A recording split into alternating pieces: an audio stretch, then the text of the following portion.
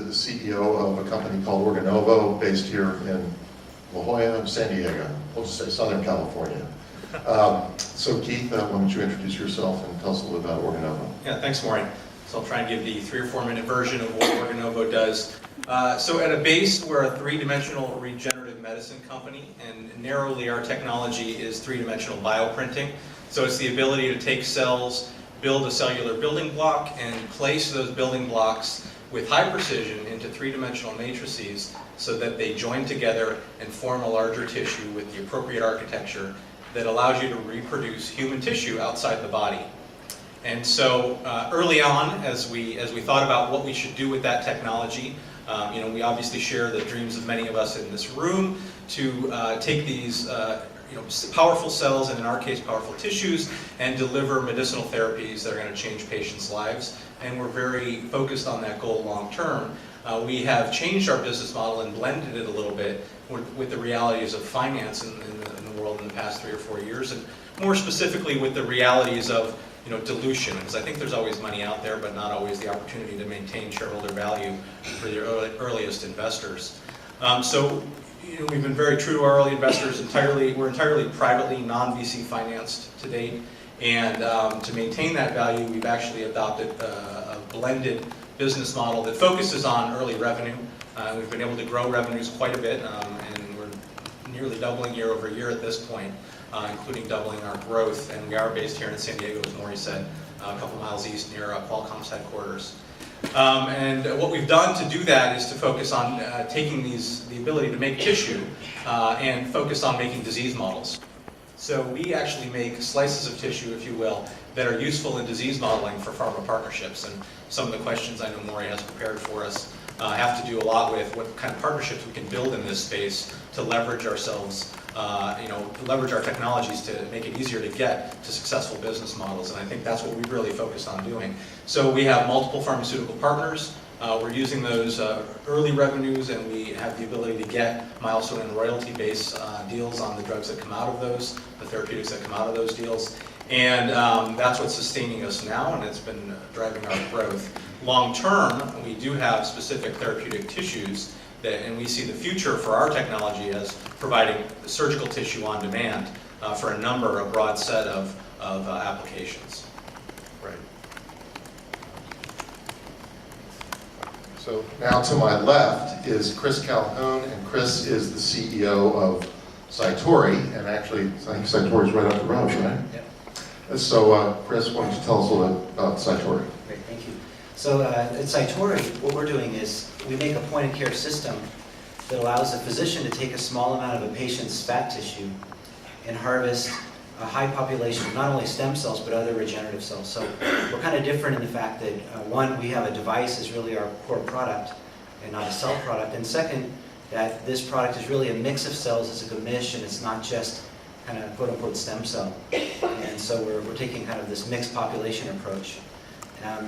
By being a device, it enables us to have approvals around the world pretty quickly, in the sense of having a tool that makes tissue and cell procurement available for physicians. But in parallel, we also need to be a pharmaceutical or a biologic where we have to go through the rigorous trials to get the data that drives the market adoption, reimbursement, and so forth. So we kind of dance in both the device and the biotech world. So a lot of times when we talk to analysts, it's, which are you? Are you a biotech or a device? And it's tough being both because they want to put you in one bucket. So I think that can be challenging, but I think it's also an opportunity.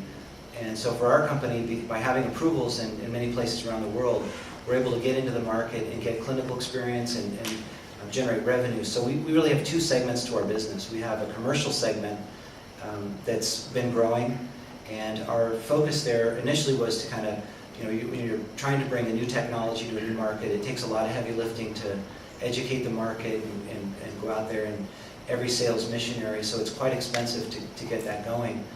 Based on the current market environment and kind of what we're talking about, sustainability and so forth, is to really transition that to being a profitable segment of our business, and at the same time trying to maintain growth.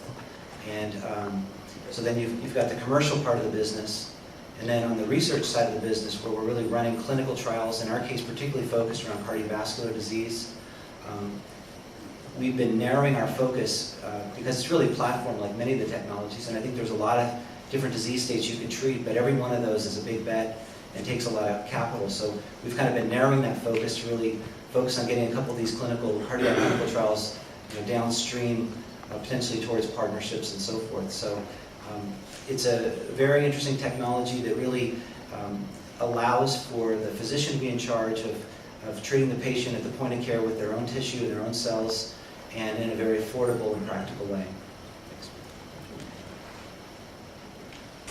And then, last but not least, we have Ed Lanfear. Ed is the CEO of Sangamo, and I think we've heard a lot about Sangamo over the last couple of days. You all were featured over at the Scientific Symposium and presented here yesterday.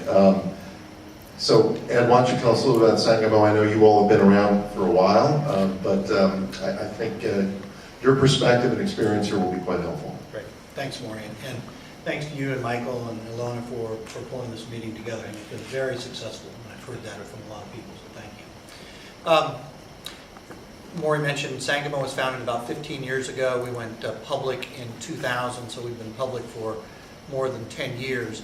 We come to the cell therapy and regenerative medicine space a little bit differently than maybe some companies.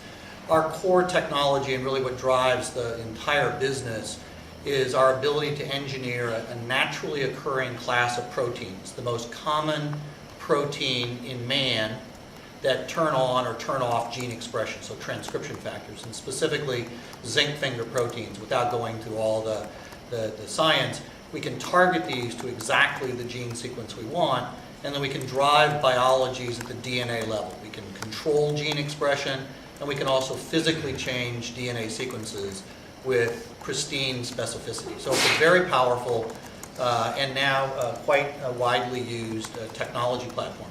From a commercial development perspective, Sangamo is solely focused on applying this in the extraordinarily ambitious vision of creating a new class of drugs, the first new class of drugs that function at the DNA level. And we have now treated over 500 patients with our technology, and we're pushing forward in both infectious diseases, in HIV, I'll come back to that, and also in monogenic diseases such as hemophilia, sickle cell anemia, and others.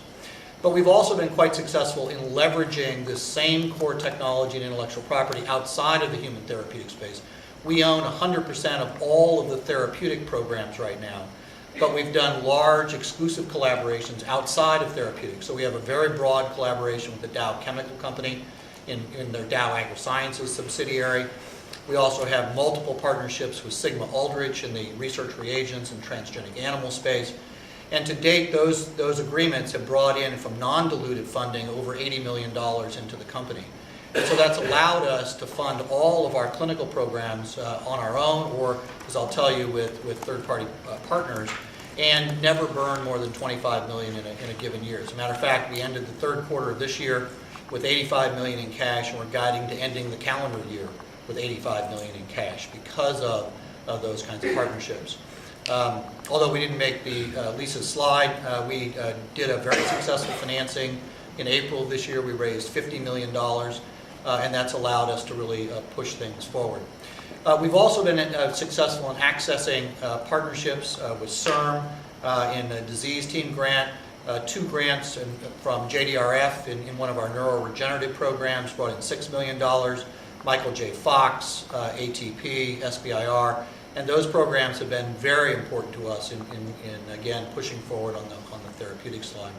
And lastly, 2 points, and I don't know if we'll get into them, Maury, but we're not aggressive, we're anally aggressive about intellectual property. And if you're going to push forward a platform, you need to own it if you're going to monetize it. And lastly, there's nothing more important than the people that I work with and that really drive the value. And we can certainly come back to that because that's a critical piece of our success. Great. Thanks, Ed. So there were a couple of themes that were mentioned here during